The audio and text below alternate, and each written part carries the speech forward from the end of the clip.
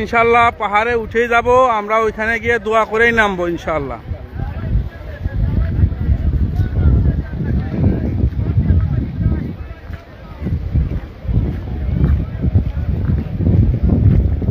এখানে পানির ফোয়ারা ছাড়া হয়েছে তো,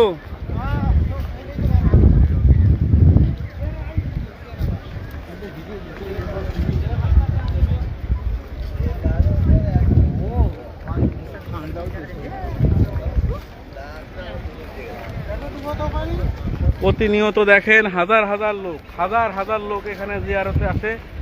তো সেই নিদর্শন হিসেবে এখন তো হাজি কম মক্কাতুল মুকাররমায়, এরপরেও হাজার লোক এই জাবালে রহমতে জিয়ারায় আসে। আপনারা দেখতে পাচ্ছেন, আমরা না শুধু বাংলাদেশ থেকে না, পৃথিবীর বিভিন্ন দেশ থেকে লোকজন এসেছে এই জাবালে রহমত জিয়ারা করার জন্য। দেখেন আরাফাত